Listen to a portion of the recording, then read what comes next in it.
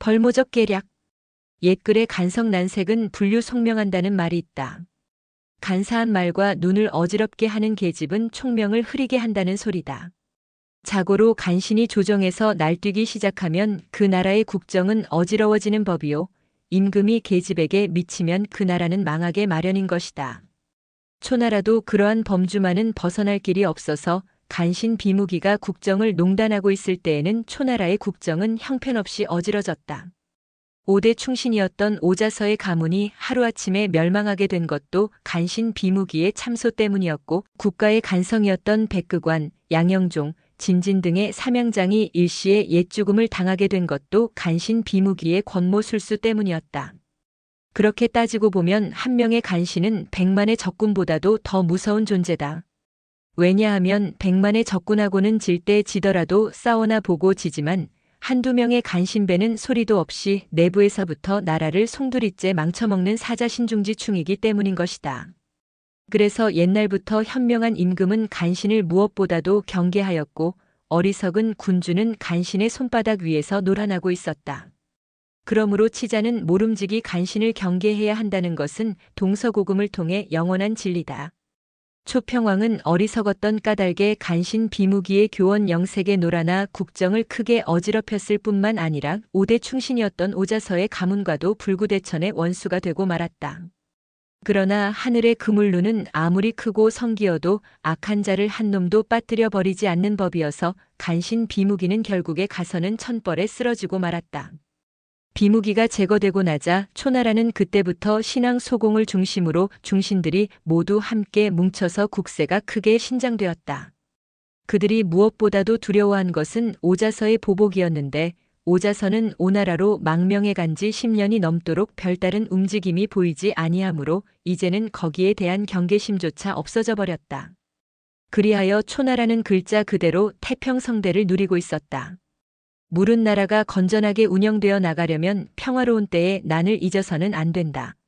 나라 안일이 오래 계속되면 문약과 사치에 흐르게 되는 것은 인지상정인지라 초나라의 중신들도 태평성대가 몇 년 가까이 계속되는 동안에 권력층의 사생활들이 점점 사치스럽게 되어가고 있었다. 그 중에서도 대표적인 인물이 우영윤 낭화였으며, 낭화는 남이 진귀한 물건을 가지고 있으면 무슨 구실로든지 그것을 빼앗아 자기 소유로 만들어버려야만 넋이 풀리는 매우 고약한 버릇이 있었다. 그 당시 초와 인접해 있는 당과 채의 두 약소국은 초국의 속국이었다. 따라서 당나라의 성공과 채나라의 소공은 1년에 한 번씩 많은 조공을 가지고 종주국을 예방하는 것이 연례 행사의 하나로 되어 있었다. 그런데 당나라의 성공은 환상이라고 하는 유명한 천리말을 가지고 있었고, 채나라의 소공은 여우 가죽으로 만든 진귀한 점포와 천금에 해당하는 희귀한 궤옥을 가지고 있었다.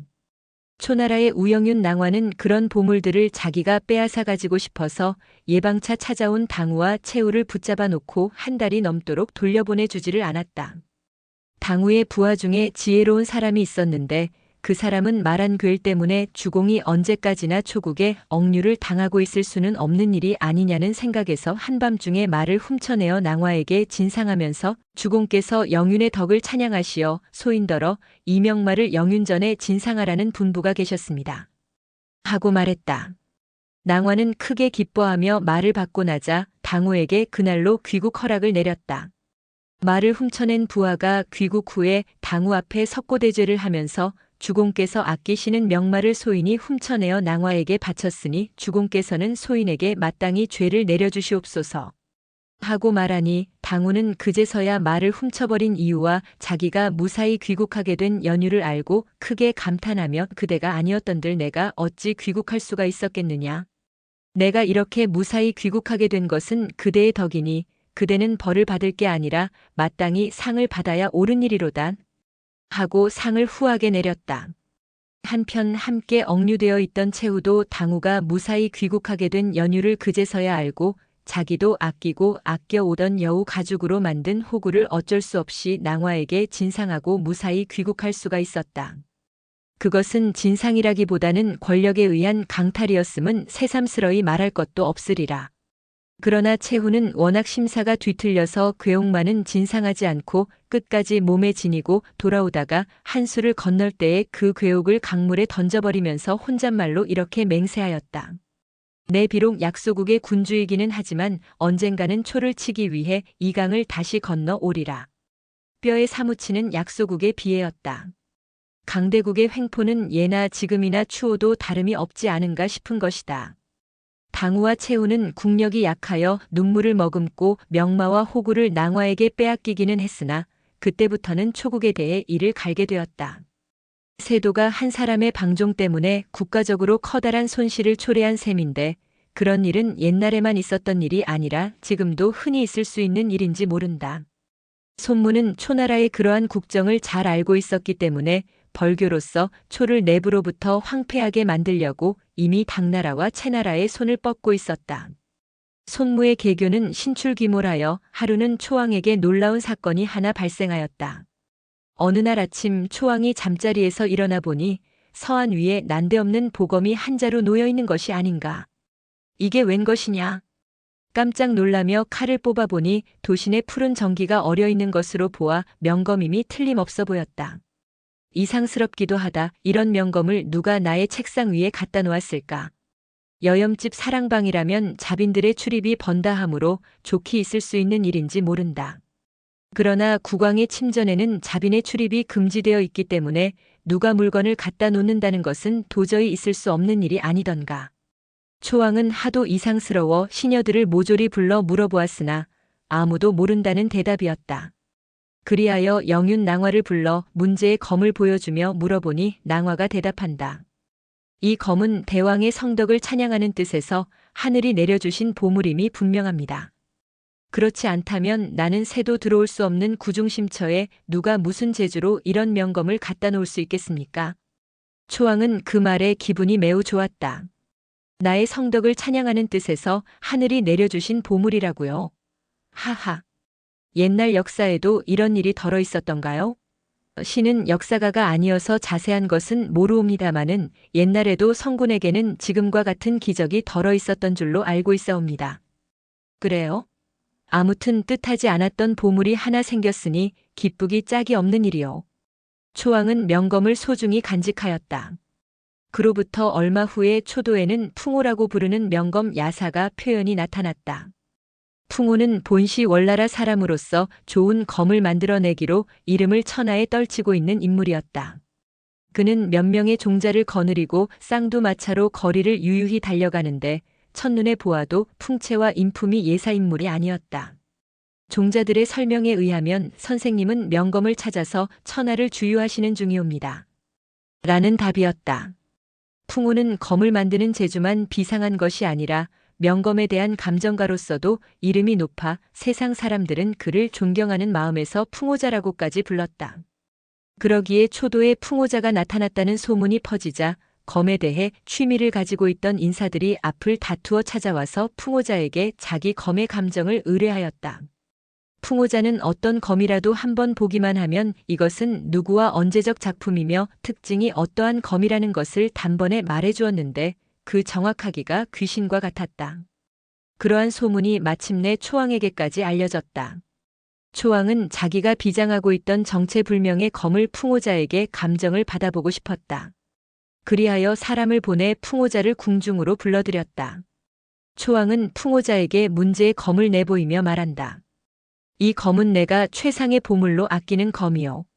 이것이 어떤 검인지 풍호자께서 한번 감정해 보아주시오. 풍호자는 칼집에서 칼을 쭉 뽑아내어 이리저리 감정을 해보는데 시간이 갈수록 그의 눈에는 경악과 찬탄의 빛이 농후해 오고 있었다. 그는 마치 골동품 애호가가 뛰어난 골동품에 심취하듯 칼을 이리 뒤집어보고 저리 뒤집어보면서 언제까지나 황홀경에 잠겨있더니 문득 혼잣말로 이렇게 중얼거린다. 참으로 이상하기도 하다. 이것은 담로라는 명검이 틀림없는데 이것이 어째서 여기에 와 있을까? 혼잣말로 중얼거리고 나서 이번에는 초왕에게 정면으로 물어본다. 황공한 말씀이오나 대왕께서는 이 명검을 어떤 경로로 입수하셨사옵니까? 초왕은 어느 날 아침 잠에서 깨어보니 누가 갖다 놓았는지도 모르게 서안 위에 놓여 있었다는 사실을 숨김없이 풍호자에게 말해주었다. 그 말을 듣자 풍호자는 수긍되는 점이 있는지 고개를 크게 끄덕이며 말한다. 이 명검이 대왕의 손에 들어오게 된 연유를 이제야 알 듯합니다. 이 명검은 일찍이 오왕이 희광공자로 있던 시절에 그가 비장하고 있던 담노라고 부르는 검이옵니다. 본시는 월나라의 명공 구야자가 제작한 걸작품이옵니다. 초왕은 문제의 명검이 다른 사람도 아닌 오왕의 비장품이었다는데 새삼 놀란다. 호, 이 검이 오왕의 비장품이었다고요? 그렇다면 그것이 어떤 경로로 나의 손에 들어오게 되었을까요? 풍호자가 답한다. 이 검이 대왕 앞으로 오게 된 경로를 저는 알 수 있을 것 같습니다. 그러나 그 얘기를 말씀드리기 전에 이 검의 유래에 대해 상세한 유래담을 먼저 말씀드리기로 하겠습니다. 초왕은 풍호자의 풍부한 지식에 오직 감탄만 할 뿐이었다. 풍호자는 문제의 명검에 대한 유래를 이렇게 말한다. 일찍이 월왕 윤상께서는 구야자에게 특별히 부탁하시어 5자루의 명검을 만드셨는데 이 검은 그 중에 하나이옵니다. 월왕은 그 5자루의 명검 중에서 3자루의 검을 지금의 오왕인 그 당시의 희광공자에게 보냈던 것이옵니다. 희광공자에게 무엇 때문에 명검을 3자루씩이나 보냈느냐 하면 그 당시 희광공자의 권세가 대단하여 언제 월나라로 쳐들어올지 몰랐기 때문에 그것을 무마시켜 보려고 그런 파격적인 선물을 보냈던 것이옵니다. 초왕은 수긍되는 점이 있어서 고개를 끄덕였다. 풍호자가 말을 계속한다. 명검을 선물 받은 희광공자는 크게 기뻐하며 그 중에서도 가장 우수한 것을 담노라고 이름지어 불렀는데 그것이 바로 이 검이옵니다. 두 번째의 검은 반영이라고 불렀는데 그것도 걸작임에는 틀림이 없으나 담노에 비하면 약간의 손색이 있다고 하겠습니다. 그리고 세 번째의 검은 좋은 이름이 떠오르지 않아서 이름을 짓지 못하고 있었는데 후일의 장사 전제로 하여금 요왕을 살해하게 할 때에 그 검을 내주면서 어장이라고 불렀기 때문에 세상 사람들은 그때부터 그 검을 어장검이라고 불러오고 있는 것이옵니다. 이러나 저러나 3자루의 명검 중에서도 이 담노는 단연 두각을 나타내는 명검이옵니다. 이 검에 대해 구야자는 일찍이 본인에게 이렇게 말한 일이 있사옵니다. 나는 검을 한평생 제작해왔지만 이 검과 같은 걸작품은 다시는 만들 수 없을 것이요. 내가 이처럼 뛰어난 검을 만들어낸 것은 나의 힘이 아니라 오로지 천지 신명께서 나를 도와주신 덕택이었다고 할 수밖에 없소. 이 검은 구야자 자신도 그처럼 탐복하는 천하에 둘도 없는 명검이옵니다. 초왕은 천하에 둘도 없는 명검을 소유하게 된 것이 말할 수 없이 기뻤다. 그럴수록 그 검이 어떻게 해서 자기 손에 들어오게 되었는지 그 경로가 더욱 궁금하였다. 풍호자께서는 조금 전에 이 검이 어떤 경로로 나의 손에 들어오게 되었는지 그 경로를 알 수 있을 것 같다고 말씀하셨는데 이제는 그 경로에 대한 말씀을 좀 들려주시지요. 풍호자가 머리를 조아리며 대답한다. 제가 신이 아닌 이상 대왕께서도 모르시는 그 경로를 어찌 정확하게야 알 수 있으오리까. 다만 어렴풋이 짐작만은 할 수 있을 것 같사옵니다. 그러면 그 짐작되는 점이라도 말씀을 해주시지요. 대왕의 분부시라면 말씀드리도록 하겠습니다. 그리고 풍호자는 새삼스레 자세를 바로잡는다. 초왕 소공은 풍호자의 말을 들으려고 모든 신경을 귀에 모았다. 그러나 풍호자는 눈을 살며시 감고 깊은 상념에 잠긴 채 좀처럼 입을 열려고 하지 않는다. 방 안에는 한동안 엄숙한 긴장감이 감돌았다. 이윽고 풍호자는 눈을 고요히 뜨더니 숙연한 어조로 말한다. 이미 말씀드린 바와 같이 이 담노는 천하의 명공이었던 구야자의 걸작품입니다.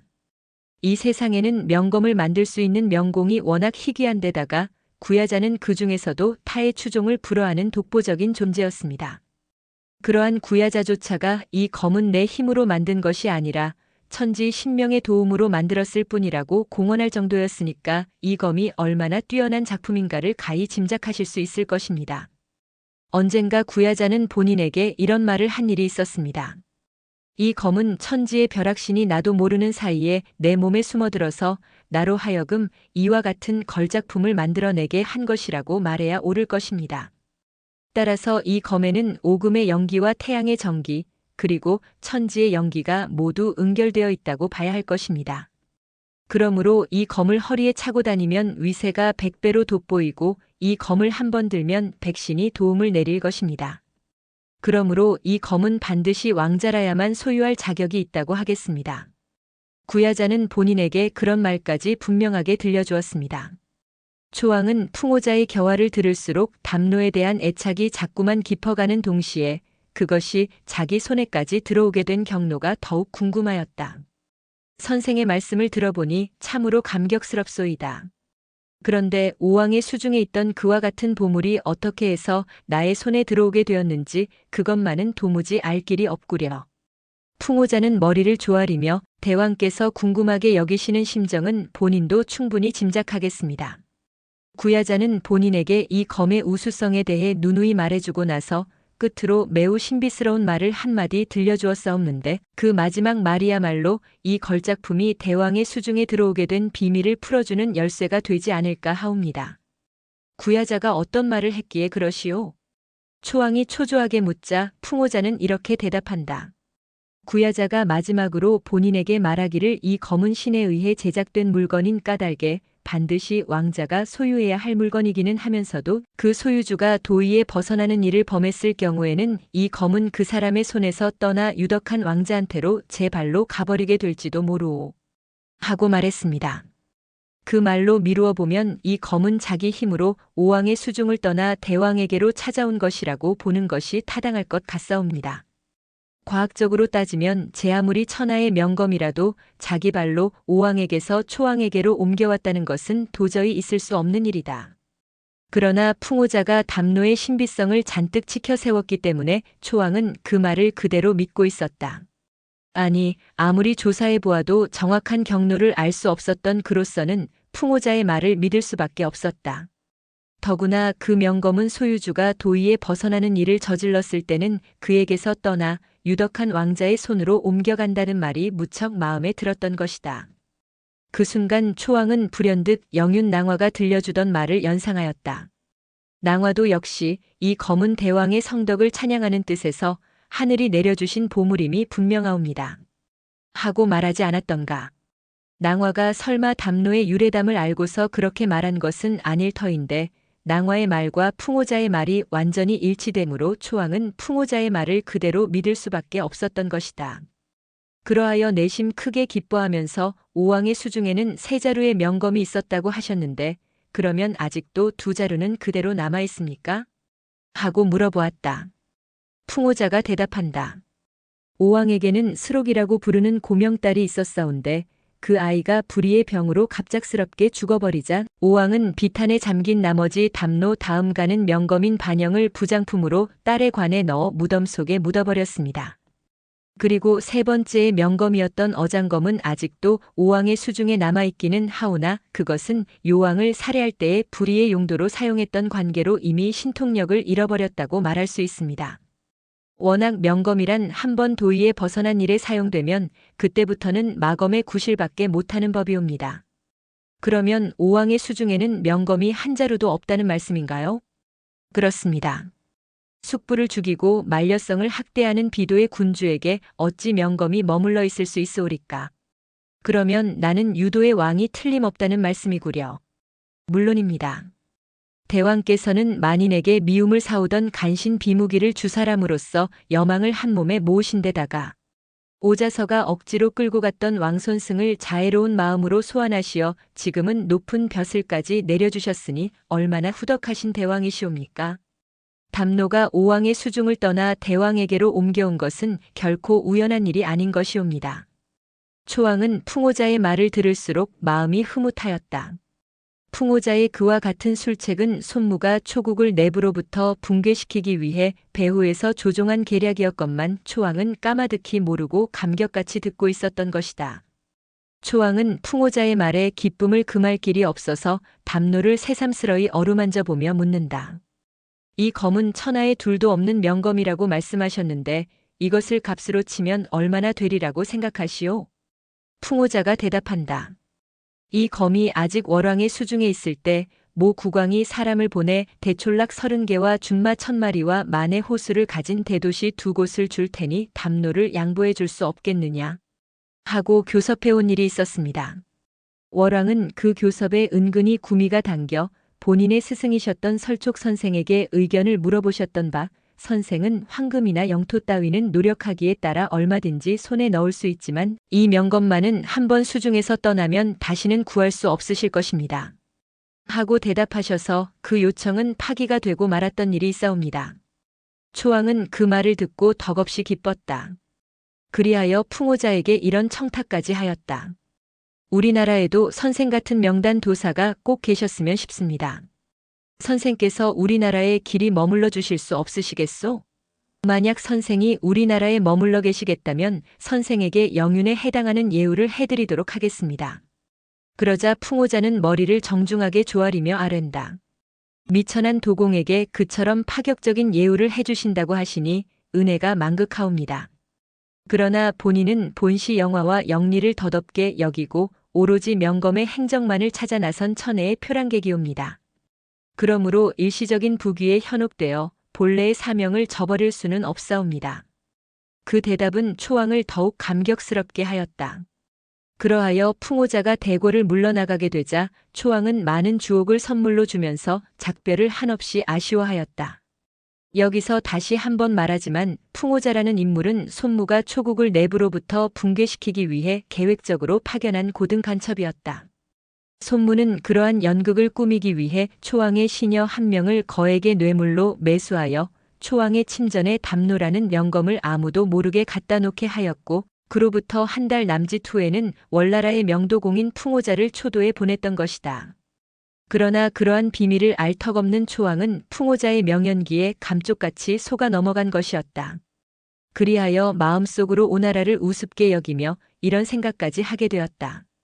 나는 신명께서도 알아주시는 유덕한 군주다.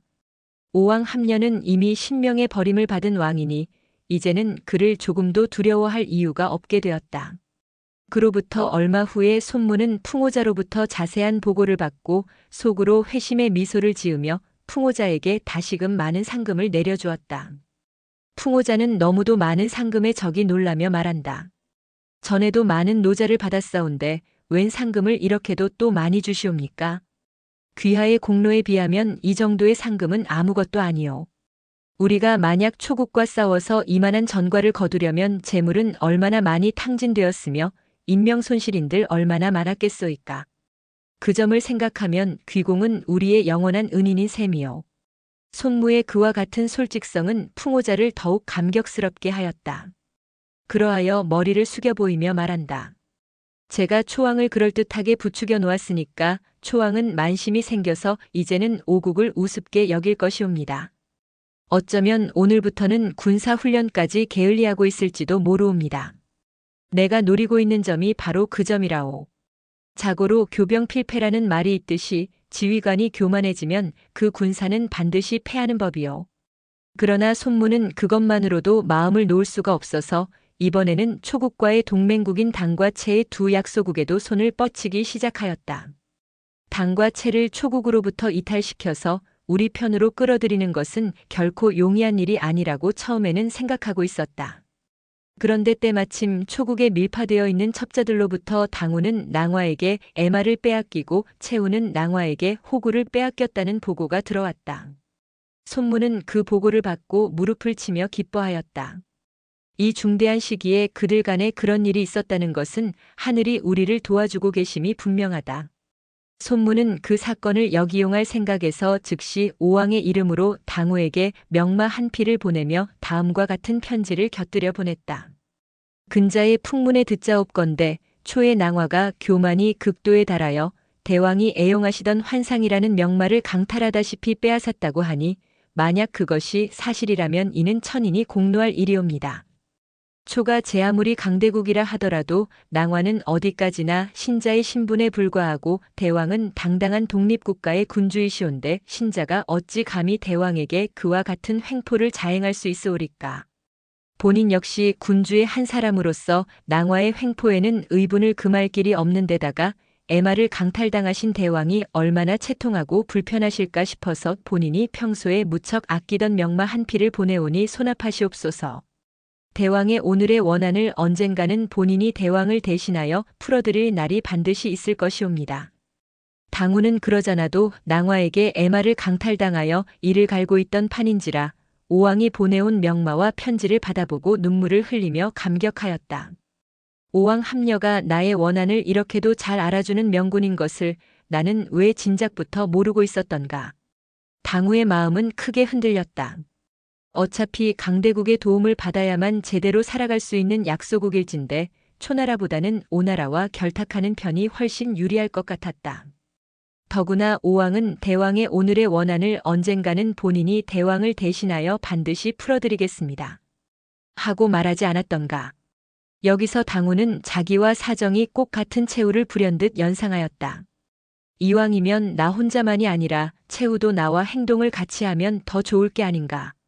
그로부터 며칠 후에 당우는 그 일을 의논하기 위해 최후를 일부러 찾아갔다. 최후는 당우의 방문을 받고 크게 기뻐하며 대뜸 이렇게 말한다. 대왕께서 참으로 잘 와주셨소이다. 그러잖아도 긴히 상의하고 싶은 일이 있어서 근간에 대왕을 한번 찾아갈 생각이었소이다. 긴히 상의할 일이란 무슨 말씀이요? 나는 지난번에 낭화에게 호구를 강탈당하고 나서부터 초국에 대해 정남이가 뚝 떨어져 버렸소. 그래서 언젠가는 반드시 복수를 하고야 말겠다는 결심을 먹고 있는 중이요. 그러나 나 혼자의 힘으로는 도저히 뜻을 이루기가 어렵겠기에 차제에 차라리 오나라와 손을 잡았으면 싶은데 대왕께서는 거기 대해 어떻게 생각하시오? 당우가 제의하고 싶었던 말을 최후가 먼저 들고 나오지 않는가. 최후가 그와 같은 제안을 하게 된 이면에는 손무의 작용이 있었음은 말할 것도 없다. 손무는 당우에게와 꼭 같은 수법으로 최후에게도 호구를 한 벌 보내주었으므로 최후는 그로 인해 마음이 크게 동했던 것이다. 그러나 선물을 받고 나서 마음이 변했다면 인격에 관계되는 문제이므로 그들은 거기 대해서는 누구도 언급하지 않았다. 그런 일이란 일종의 국가적인 기밀이기 때문이었다. 최후의 제안을 받고 나서 당우가 대답한다. 그러잖아도 나 역시 대왕과 그런 문제를 상의해 보고 싶어서 온 것입니다. 자고로 과부 사정은 과부가 안다고 우리 같은 약소국의 서름을 우리가 아니면 누가 알아주겠소이까. 우리 두 나라는 금후에 어느 나라와 결탁을 하든 간에 항상 행동을 같이 해야 할 줄로 알고 있습니다. 이를 말씀입니까? 가뜩이나 약소한 우리 두 나라가 행동 통일이 안 되면 언제 어느 귀신의 밥이 될지 모를 일이지요. 이리하여 당우와 최후는 금후에는 초를 버리고 오와 결탁할 것을 굳게 다짐하였다. 당우와 최후는 오국과 합작하여 초에게 원한을 풀어보자는 의견의 일치를 보자 수일 후에 오왕에게 각각 밀사를 보냈다. 오왕은 두 나라의 밀사를 최혜국의 사신으로서 응숭하게 접견했는데 그 자리에는 손무와 오자서가 배석해 있었다. 당우의 밀사가 오왕을 배하라고 말한다. 당우께서는 금후부터 초와 손을 끊고 귀국을 종주국으로 받들어 모시는 동시에 국가의 운명을 귀국과 함께 하고자 결심하셨기에 소신은 대왕 전에 그 뜻을 전달해 드리려고 귀국을 방문한 것입니다. 밀사가 당우의 뜻을 알려주니 오왕 함녀는 밀사의 손을 두 손으로 모아 잡으며 말한다. 나는 그러잖아도 평소부터 당우를 누구보다도 흠모해 왔소이다. 내가 친형제같이 흠모해 오던 당우께서 금후에는 국가의 운명을 우리와 같이 해주시겠다니 이런 경사가 어디 있소리까. 사신께서는 본국에 돌아가시거든 당우에게 나의 말씀을 꼭 전해주시오. 오왕 함녀는 금후 어떤 변이 있어도 당우하고는 항상 형제의 의리를 굳게 지켜나갈 것을 친히 신명 앞에 철석같이 맹세하더라고 말입니다. 그리고 그날 밤에는 성대한 환영연을 베풀어 주면서 이렇게도 말했다. 우리 두 나라의 정리로 보아서는 내가 마땅히 귀국을 몸소 방문하여 당우에게 감사의 뜻을 올려야 할 것이나 제외국의 이목이 번거하여 그렇게까지는 못하니 귀국하거든 당우에게 그런 말씀도 아울러 전해주시기를 바라오. 이번에는 손무와 오자서가 술잔을 권하며 말한다. 대왕께서 이미 간곡한 말씀이 계셨지만 저희들도 한 말씀 올리겠습니다. 만약 금후에 이번 일로 인해 귀국과 초국 사이에 무슨 분쟁이라도 일어날 경우에는 저희들도 전력을 기울여 귀국을 도와드릴 것입니다. 저희들의 그와 같은 결의를 당우에게 아울러 전해주시옵소서. 이리하여 당과 오는 혈맹국이 되어버렸다. 채국의 경우도 그와 똑같은 경로를 밟아 혈맹국이 되었음은 말할 것도 없다. 두 사신을 돌려보내고 나서 오왕은 손무의 깊은 전략에 새삼 감탄하며 말한다. 벌교라는 말이 무슨 말인가 했더니 손 원수의 계략이 그렇게도 깊으실 줄은 몰랐소이다. 당 채 양국의 군사를 모두 합하면 5만이 넘을 터인데 그 많은 군사를 칼 한 번 쓰지 않고 순전히 외교로서 얻은 셈이니 얼마나 위대한 승리요. 그러자 옆에 있던 오자서가 말한다. 대왕 전하, 초는 5만 군사를 잃어버리고 우리는 5만 군사를 얻었으니 도합 10만 군사를 얻었다고 봐야 옳을 것이옵니다. 들어보니 5만 군사를 얻은 것이 아니라 과연 10만 군사를 얻은 셈이로군요. 하하. 당 채 양국이 초에게 반감을 먹게 된 동기는 순전히 낭화 개인에 대한 반감 때문이었다. 지모에 능한 손무가 그들의 반감을 교묘하게 이용하여 두 나라를 혈맹국으로 만들어 놓았으니 얼마나 놀라운 성과인가. 초국의 영윤낭화는 말 한 필과 여우 가죽으로 만든 점포 한 벌을 얻은 대신에 국가적으로는 두 나라의 동맹국을 잃어버린 셈이니 그야말로 막대한 손실이었던 것이다. 국가의 중임을 맡은 자의 소행 하나가 국가 전체의 득실에 얼마나 중대한 영향을 미치는가를 그로써 충분히 짐작할 수 있는 일이다. 그처럼 어리석은 일이 옛날에만 있었고 지금에는 없으리라는 것을 누가 감히 장담할 수 있으랴. 역사를 거울로 삼으라는 말은 그러한데 근거를 둔 명언이리라. 그러나 사치에만 눈이 어두운 낭화는 그러한 불상사를 끝끝내 깨닫지 못하고 있었다. 게다가 초왕 자신도 손무의 교묘한 계략에 넘어가 백신의 보호가 4개만 있으니 이제 오왕 따위는 문제가 안 된다. 하고 마음이 교만해져서 오국을 우습게 보게 되었다. 오자서와 백비가 서읍성으로 쳐들어가 대승을 거둔 것은 마침 그 무렵의 일이었다. 낭화는 그 소식을 전해 듣고 크게 당황하여 초왕에게 아랜다. 서읍성을 지키고 있던 엄효와 초경이 모두 전사하고 서용성은 오군의 손에 함락되어 버렸다고 하니 이 일을 어찌했으면 좋겠습니까? 그러나 마음이 교만해진 초왕은 그 정도의 손실에는 크게 걱정하지 않았다. 엄효와 초경은 우리가 처음부터 화살바지로 이용하려고 했던 인물들이니 그들이 전사했기로 별로 염려할 것은 못 돼요. 다만 우리도 응분의 경계는 하고 있어야 하겠지만 그러나 오군이 감히 우리의 본토에까지는 손을 뻗지 못할 것이요. 만약 그들이 우리를 침범해 온다면 철두철미 섬멸시켜 버리도록 합시다. 천우를 믿는 초왕은 그러한 자신을 가지고 있었다.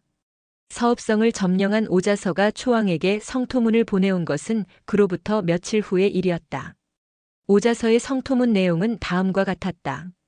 만고의 우군 초평왕은 간신 비무기의 참소에 의해 미건 태자를 국외로 추방하고 5대 충신이었던 나의 가친과 오씨 문족을 모조리 살해했으니 이는 결코 용납할 수 없는 죄악이로다. 초평왕과 비무기는 이미 사망했지만 골수에 맺힌 나의 원한은 아직도 풀릴 길이 없어 머지않아 초국을 나의 힘으로 멸망시키기로 하겠다.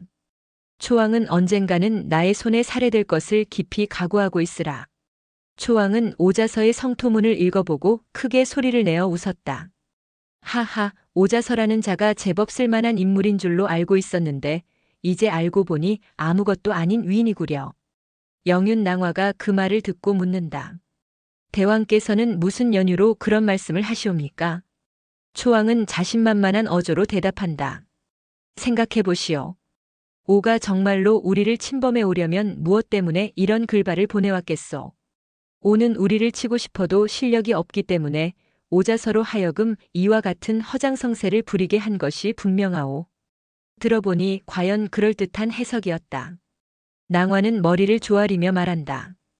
폐하의 영명하신 판단에는 오직 깊은 감명이 있을 뿐이옵니다. 그러나 낭화는 오자서를 결코 만만히 보아넘길 인물이 아님을 알고 있는지라 초왕에게 다음과 같은 의견을 품었다.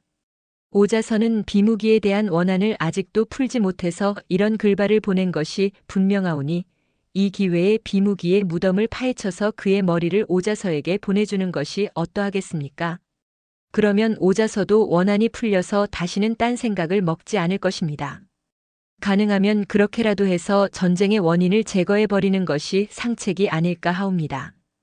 전쟁을 피하고 싶은 심정은 초왕도 역시 마찬가지여서 영윤의 말씀을 들어보니 나도 그럴듯하구려. 비무기는 만인의 미움을 받아오던 인물이니 그의 머리를 무덤에서 파내어 오자서에게 보내주기로 뭐가 가까울 것이 있겠어. 하고 말했다. 이리하여 초국에서는 비무기의 무덤을 파헤치고 그의 썩어가는 머리를 오자서에게 보내주었다. 오자서는 비무기의 썩어가는 머리에 수없이 난도질을 하면서 대성통곡을 하였다. 그러나 죽은 머리에 아무리 난도질을 해보았기로 그것으로 부형의 원수를 갚았다는 실감이 날 턱이 없었다. 그리하여 오자서는 손물을 보고 다시 말한다. 비무기의 썩은 머리에 아무리 칼질을 해보아도 이것으로 원수를 갚았다는 실감이 전혀 느껴지지 아니하옵니다. 어차피 언젠가는 초를 쳐야 할 형편이오니 지금 당장 초를 치는 것이 어떠하겠습니까? 그러나 손무는 여전히 신중을 기하였다. 우리가 그동안의 풍호자를 통해 초왕에게 만심을 일으키게 하였고 초와의 동맹국이던 당체 양국을 우리 편으로 끌어온 것은 커다란 성과였다고 볼 수 있을 것이요. 이로써 초와 싸워도 우리가 유리할 것은 분명합니다. 그러나 우리의 적은 초국만이 아니라는 것을 일시도 잊어서는 아니 됩니다. 오자서는 뜻밖의 말에 크게 놀랐다. 아니, 초 이외에 우리의 적이 또 누가 있다는 말씀입니까? 손무가 오자서에게 말한다. 우리는 지금 중원의 패권을 장악하기 위해 초를 노리고 있지만 우리의 이웃인 월나라는 영토를 확장하려는 야심으로 우리를 노리고 있다는 사실을 알아야 합니다. 월나라가 우리를 노리고 있다고요? 오자서는 너무도 뜻밖의 말에 또 한 번 놀랐다. 전쟁에는 능해도 국제 정세에 어두운 오자서는 미처 거기까지는 생각을 못하고 있었던 것이다. 손무가 다시 말한다. 월왕 윤상은 본시 영토적 야심이 대단한 인물이요. 게다가 월나라에는 문관으로는 문종과 법녀와 같이 지혜로운 사람들이 많고 무관으로도 서우와 과겨 같은 용장들이 수두룩하오. 그들은 지금 수십만 군대를 양성해 놓고 기회만 있으면 우리를 치려고 하는 것이요. 그러므로 우리가 월나라에 대한 방비를 아니하고 초를 치려고 북으로 올라가면 월나라는 그 틈에 남으로부터 수십만 대군을 몰고 올라와 우리의 허를 찔러 올 것이 분명하오. 그렇게 되면 우리는 일조의 나라가 망해버린 것이니 그런 우를 범할 수는 없는 일이 아니오. 오자서는 말만 들어도 등골이 오싹해왔다. 그리하여 손무에게 이렇게 물었다. 선생의 말씀을 들어보니 저는 등골에 식은땀이 흐를 지경입니다. 그러면 월나라에 대한 방비를 어떻게 했으면 좋겠습니까? 손무는 이미 거기에 대해서도 계략한 바가 있는지라 즉석에서 답한다. 월나라의 내심을 떠보기 위해 사신을 보내 우리가 초를 칠 계획이니 군사와 군량을 빌어달라고 부탁해 보기로 합시다. 그들이 우리의 요구를 순순히 들어준다면 우리를 침범할 의사가 없다고 보아도 좋을 것이니 그때에는 안심하고 초를 칠 수 있을 것입니다. 만약 우리의 요구를 거절한다면 어떡하실 생각이십니까? 우리의 요구를 거절한다면 그것은 우리를 치려는 의사가 있음이 분명하므로 그때에는 초를 치기에 앞서 월나라부터 쳐부숴야 합니다. 손무의 용이 주도한 계략에 오자서는 오직 감탄할 뿐이었다. 그로부터 며칠 뒤 오나라에서는 월나라의 실정을 탐지해 보려고 월나라에 사신을 보냈다. 월왕 윤상이 오나라의 사신을 접견하고 묻는다. 귀하는 무슨 일로 우리나라에 오셨소? 오나라의 사신이 대답한다. 비록 저희 나라는 많은 군량과 많은 군사가 필요하게 되어 귀국으로부터 군사 원조를 받고자 대왕을 방문하게 된 것입니다. 우리나라로부터 군량과 군사를 원조받고 싶어서 오셨다고요? 도대체 귀국에서는 무슨 일로 그와 같은 군사 원조가 필요하시다는 말씀이요? 오나라의 사신이 월왕에게 말한다. 저희 나라의 대왕께서는 저희 나라와 귀국을 항상 형제지국처럼 여겨오셨습니다. 그런데 초나라가 저희 나라를 빈번하게 침범해 오고 있으므로 저희들은 이번에 초를 쳐서 응징하려는 계획을 세우고 있는 중이옵니다. 그러나 대왕께서도 아시다시피 저희는 워낙 힘이 빈약하여 혼자서는 불가능한 일이므로 귀국에서 군사와 군량의 도움을 받고자 합니다. 대왕께서는 형제 지위를 생각하시어 너그럽게 청을 들어주시옵소서. 초를 칠 테니 군사와 군량을 우리더러 도와달라는 말씀이시구려. 예, 그러하옵니다. 귀국의 도움이 없다면 저희 나라 단독으로서는 어찌 초를 칠 수가 있겠사옵니까? 잘 알았소이다. 중신들과 상의를 해보기로 하겠소. 월왕 윤상은 즉시 중신들을 긴급히 소집하였다. 그 자리에는 재상 법녀를 비롯하여 현사 문종과 무신 서우, 과격오 등등이 모두 참석해 있었다. 월왕이 중신들에게 말한다. 오나라에서 초를 치기 위해 우리더러 군사와 군량을 빌려달라고 사신을 보내왔으니 이 일을 어찌했으면 좋겠소? 재경은 솔직한 의견을 말해주기 바라오. 그러자 무신 서우가 대답한다. 오나라가 초를 치려고 우리더러 군사와 군량을 빌려달라는 것은 말도 안 되는 소리입니다. 저희끼리 싸우는데 우리가 무엇 때문에 우리 군사의 귀중한 목숨을 희생시키겠습니까? 옆에 있던 무신 과격오도 즉석에서 서우의 의견에 찬동하며 말한다. 초는 멀리 있는 나라이옵고 오는 우리와 국경을 접하고 있는 이웃 나라입니다. 따라서 오의 세력이 커지면 우리에게는 위협이 가중해질 것입니다. 무엇 때문에 섭을 지고 지옥으로 뛰어드는 우를 범하겠습니까? 월왕 윤상은 그들의 말에 일일이 고개를 끄덕이며 좋은 의견들을 진술해 주었소. 경들은 어떻게 생각하십니까?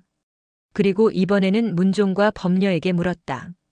문종이 머리를 조아리며 대답한다. 우리가 차차 영토를 확장해 나가려면 이웃 나라인 오를 침범할 밖에 없습니다. 그런 점을 본다면 우리가 오를 도와준다는 것은 어리석기 짝없는 일이라 하겠습니다. 오나라에는 손무와 오자서 같은 명장들이 있어서 우리의 도움을 받지 않고도 초를 칠 만한 실력이 충분하다고 봅니다. 그럼에도 불구하고 오가 우리에게 군사 원조를 요구해 온 것은 다른 의도가 있음이 분명하니 이 문제는 신중하게 처리하지 않아서는 안 될 것입니다. 그런지 나도 그런 느낌이 들었소. 이 문제에 대해 재상은 어떻게 생각하시오? 이번에는 재상 범녀에게 물었습니다. 재상 범녀는 지략이 누구보다도 풍부한 사람이었다. 게다가 그는 재정상의 명인이기도 하여서 가뭄이 계속될 때에는 흉수에 대비하여 배를 많이 사들였고 흉수가 났을 때에는 가뭄에 대비하여 수차를 많이 준비하는 슬기를 보여왔다. 그뿐이랴. 풍년이 들어 쌀값이 떨어졌을 때에는 국가의 재정으로 곡식을 많이 사두었다가 흉년이 들었을 때는 그 곡식을 국민들에게 헐값으로 나누어 줌으로써 민생을 크게 안정시켜 주었다. 재상 범녀는 그와 같은 수법으로 국가의 재정을 10년간이나 다루어 오는 동안에 국민들은 놀랄 만큼 부유해졌고 그로 인해 월나라는 오나라를 넘볼 정도로 강대국이 되었다. 국정을 도맡아보는 재상 한 사람의 올바른 정치의 힘이 얼마나 위대한가를 보여주는 좋은 본보기가 바로 범녀였던 것이다. 그 범녀가 신중을 기하면서 월왕에게 아랜다. 오왕이 우리더러 군사와 군량을 빌려달라고 한 것은 군사 원조 자체에 목적이 있는 것이 아니었고 그들이 초를 칠 때에 우리가 그들의 허를 찌를까 두려워서 우리의 내심을 탐색해 보려는 수단임이 분명합니다. 월왕은 그 말에 크게 놀라며 다시 묻는다. 재상의 말씀을 들어보니 과연 그런 것 같구려. 그러면 이 일을 어떻게 처리해야 좋겠소? 그들의 말을 그대로 들어주면 우리가 그들에게 겁을 먹고 있는 것처럼 보일 테니 그렇게 해서는 안 될 것이 없고 그렇다고 그들의 요청을 전적으로 거부해버리면 그들은 초를 치기에 앞서 우리부터 정벌하려고 덤빌 것이 분명합니다. 세상에 이런 딱한 일이 있나. 그러니 어찌했으면 좋겠다는 말씀이요. 범녀는 오랫동안 깊은 궁리에 잠겨 있다가 대답한다. 정중한 서한을 작성하여 사신을 보내되 우리는 워낙 나라가 비난하여 병력은 빌려드릴 수 없고 약간의 군량만 원조해 드리겠노라고 하는 것이 좋을 것 같사옵니다. 그래서 오가 안심하고 초를 치게 되면 우리는 그 틈에 오를 쳐야 합니다. 그래서 오왕을 초록으로 쫓아보내고 오토는 우리가 점령하는 것이 상책일 것 같습니다. 월왕은 그 말을 옳게 여겨 정중한 서한과 군량 500섬을 주어서 오나라에 사신을 보냈다. 손무가 월왕의 서한을 받아보고 오자서의 의견을 묻는다. 오대부는 이 문제를 어떻게 보시오? 군량미를 500섬이나 보내준 것으로 보아 월나라가 우리를 침범할 의사는 없음이 분명해 보이옵니다. 그러니 이제는 안심하고 초를 칠 수가 있을 것이옵니다. 그러나 손무는 머리를 가로젓는다. 나는 그렇게 보지 아니하오. 그러면 선생은 그들이 군량미를 보내준 사실을 어떻게 보신다는 말씀입니까? 손무는 오자서에게 웃으면서 말한다. 이 편지는 범녀의 기만술임이 분명하오. 범녀는 권모술수가 누구보다도 능한 사람이요. 오자서는 그 말이 전혀 수긍되지 않았다. 군량미를 500섬이나 보내온 것이 사실인데 무엇이 기만술이라는 말씀입니까? 군량미만 보내주고 군사를 보내주지 않은 것이 무서운 기만책이요. 굴량미로써 우리를 안심시켜 놓고 우리가 초국으로 출병하면 그때 가서 우리의 허를 찌르려는 무서운 음모가 여기 숨어 있다는 사실을 알아야 합니다. 오자선은 그 말을 듣고 크게 놀랐다. 선생의 탁월하신 예지에는 경탄을 금할 길이 없사옵니다. 그렇다면 지금 당장 군사를 일으켜 월나라부터 정벌함이 어떠하겠습니까? 그러나 손무는 고개를 좌우로 흔든다. 저들이 우리를 예로써 대해왔으니 우리가 그들을 칠 수는 없는 일이요. 예로써 대해온 나라를 치는 것은 불의를 감행하는 결과가 되니까 말이요. 그렇다고 언제까지나 허송세월만 하고 있을 수는 없는 일이 아니옵니까? 그건 그렇지만 손무는 오랫동안 궁리에 잠겨 있다가 문득 고개를 들며 말한다. 이렇게 하기로 합시다. 어떻게 말씀입니까? 초를 치기 전에 우선 월나라의 침범에 대비하여 왕솔락 장군에게 군사 5천을 주어 5월 국경인 용문산 계곡을 지키게 합시다. 그와 같은 대비만 해놓으면 우리가 초국을 본격적으로 쳐들어가도 월나라가 감히 우리에게 침범은 못할 것이요. 오자선은 그 말에 얼른 이해가 가지 않았다. 만약 월나라가 침범해 온다면 왕솔락 장군이 5천 명의 군사만 가지고 월군을 막아낼 수는 없는 일이 아니옵니까? 그 질문에 대해 손무는 웃으면서 대답한다. 5천 명이니 10,000명이니 하는 군사의 다과가 문제가 아니오. 월 국경에 군사를 배치해 놓았다는 그 자체에 커다란 의의가 있는 것이오. 월의 법녀는 워낙 용이 주도한 사람이기 때문에 우리가 5월 국경에 군사를 배치해 놓으면 자신의 음모가 간파된 것을 알고 결코 침범해 오지 않을 것이오. 오자선은 그 말을 듣고 손무의 절묘한 계략에 또 한 번 감탄하였다. 그리하여 손무는 왕솔락 장군을 용문산 계곡에 배치해 놓고 나서 간첩들을 이용하여 그 사실이 월나라에 곧바로 알려지게 하였다. 월나라의 재상 법녀는 5월 국경에 군사가 배치되어 있다는 사실을 알자 크게 놀라며 이렇게 탐복하였다. 우리가 군량을 500섬이나 보내주었음에도 불구하고 손무는 우리의 계략을 알고 용문산에 군사를 배치해 놓았다니 손무야말로 독심술이 귀신과 같은 인물이로구나. 그런 사람을 상대로 함부로 덤벼들다가는 무슨 술책에 걸려들지 모르니 차라리 우리는 자제하는 것이 상책이리라. 손무는 후고의 우려가 덜어지자 초나라에 대한 방비를 갖추어 놓고 나서 이제야말로 초국을 본격적으로 쳐들어갈 계획을 세웠다. 그는 출병에 앞서 그 사실을 다루와 최후에게는 특별히 알려주었는데 오왕의 이름으로 그들에게 보낸 통고문의 내용은 다음과 같았다. 오국은 대왕께서 낭화에게 당한 수모를 서력해드리고자 오래전부터 초를 토벌하려는 계획을 추진시켜 오던 바 이제 만반 태세가 갖추어졌으므로 불일간에 대왕을 대신하여 초로 쳐들어갈 계획입니다. 이는 오로지 대왕의 명예와 귀국의 번영을 위한 싸움이오니 대왕께서는 우리의 충정을 양해해 주시고 이번 거사의 군사 행동을 우리와 함께 해주신다면 그보다 더 보람 있는 일은 없겠습니다. 좋은 회보가 있기를 고대합니다. 오왕 합려 올림. 진실로 복잡미묘한 사전 통고문이었다. 초를 치려는 근본 목적은 중원의 패권을 장악하려는 데 있음이 명명백백하건만 표면상의 명분은 당우와 최후의 명예를 회복시키려는 데 있다고 했으니 당우와 최후는 알고도 속는 수밖에 없었다. 그리하여 당우는 즉시 정병 5,000명을 이끌고 오로 달려와 토초 작전에 합세할 것이라 청원하였다. 당우의 청원을 듣고 나서 손무가 오왕에게 아랜다. 당우께서는 이번 싸움에 친히 가담하시어 가슴에 맺힌 원한을 마음껏 풀어버리시고자 군사를 몸소 이끌고 오셨으니 대왕께서는 당우의 청원을 흔쾌히 받아들이심이 동맹국으로서의 의리가 아닐까 생각됩니다. 오왕이 흔쾌하게 웃으며 대답한다. 우리가 만약 힘을 합쳐 어찌 당우의 깊은 우정을 모르리요. 하여 초를 치는데 성공한다면 모든 공로는 전적으로 당우에 돌려야 할 것이요. 이리하여 당우는 공동전선을 펴기로 결정되었는데 최후만은 웬일인지 4, 5일이 지나도록 아무 소식이 없었다. 오왕은 어쩐지 의심스러워서 손무에게 묻는다. 최후에게도 똑같은 통고문을 보냈건만 최후는 아직까지 아무 기별이 없으니 웬일이요. 손무가 대답했다. 최후는 워낙 야살스러운 성품이어서 이에 득실을 따져보느라 늦는가 봅니다. 그러나 이번 싸움에 가담하게 될 것만은 틀림이 없사옵니다. 최후가 그처럼 믿지 못할 사람이라면 그런 사람을 섣불리 받아들였다가 나중에 변심이라도 하면 큰일이 아니오. 거기에 대해서는 신이 생각하는 바가 있사오니 최후의 일은 신에게 맡겨주시옵소서.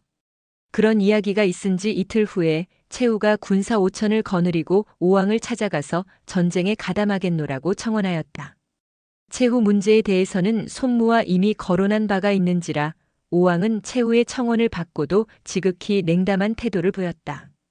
그러자 옆에 있던 손무가 오왕을 대신하여 최후에게 말한다. 실상은 대왕께서는 최후도 군사 행동을 우리와 함께 해주시기를 무척 기대하고 계셨습니다.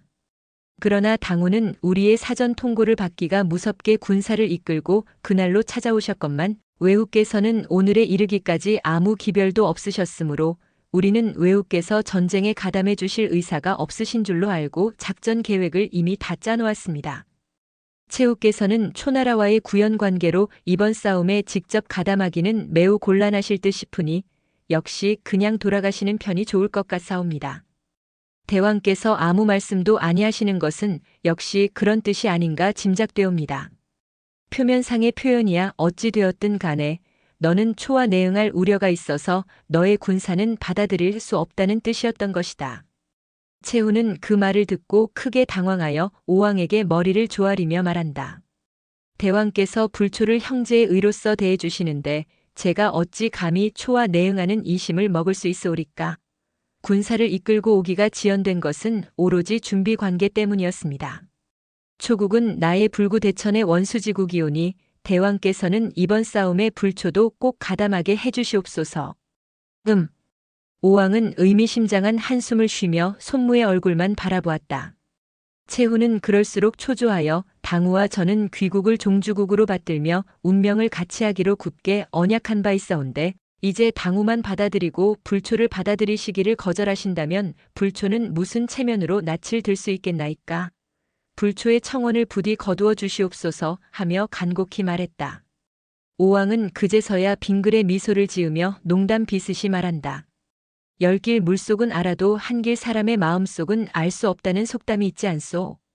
최후가 설마 그럴 리는 없겠지만 우리와 힘을 합해 싸우다가 중도에 혹시 초와 내통이라도 하는 날이면 그야말로 큰일이 아니오. 최후는 그 말에 더욱 초조해졌다. 제가 조금이라도 의심스러우시다면 저의 맏아들 영을 귀국으로 불러다가 볼모로 바치겠습니다. 그러면 저는 아들의 입장을 생각해서도 그런 마음을 못할 것이 아니옵니까? 최후의 입에서 그 말이 나오자 손무가 재빠르게 오왕에게 아랜다.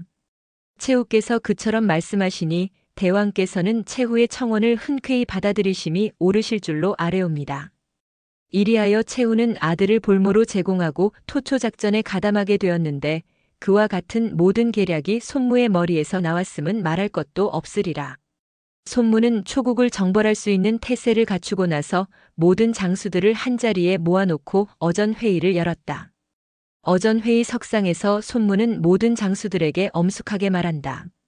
우리들은 대왕의 뜻을 받들어 중원의 패권을 장악하고자 10년 가까운 세월을 각고정려하며 힘을 길러왔던 바 이제 모든 조건이 성숙하여 건곤일척의 대성전을 일으키게 되었습니다. 이번 싸움의 성패가 국가의 흥망과 직결됨은 새삼스레 말할 필요도 없거니와 이기고 지는 것은 오로지 이 자리에 앉아 계신 지휘관 여러분의 분투 여하에 달려있다는 것을 각별히 말씀드리고자 합니다. 전쟁이란 본시 죽음을 각오하고 싸워야 하는 것, 죽음을 각오하고 싸우는 사람은 승리와 목숨을 아울러 얻을 수 있을 것이요. 죽음을 두려워하는 사람에게는 오직 죽음과 패배만이 있을 뿐이라는 것을 거듭 명심해 주시기 바랍니다. 우리 모두는 이제 죽음을 각오하고 이 싸움에 응하되 모든 장수가 찬란한 승리를 거둠으로써 대왕의 성은에 보답하는 영광을 가지도록 합시다. 모든 장수들은 머리를 숙연히 수그리고 결의를 보인다. 오왕이 장수들을 굽어보며 조용히 말한다. 초나라를 쳐서 패권을 장악하려는 것은 나의 수건인 동시에 국가의 흥망이 달려있는 중대한 전쟁이기도 하오. 따라서 나 자신도 몸소 정도에 올라 제장들과 생사고락을 함께 하기로 하겠소. 오왕은 거기까지 말하고 이번에는 손무를 쳐다보며 명한다. 손원수는 모든 장수들에게 개별적으로 작전 명령을 내려주시도록 하오.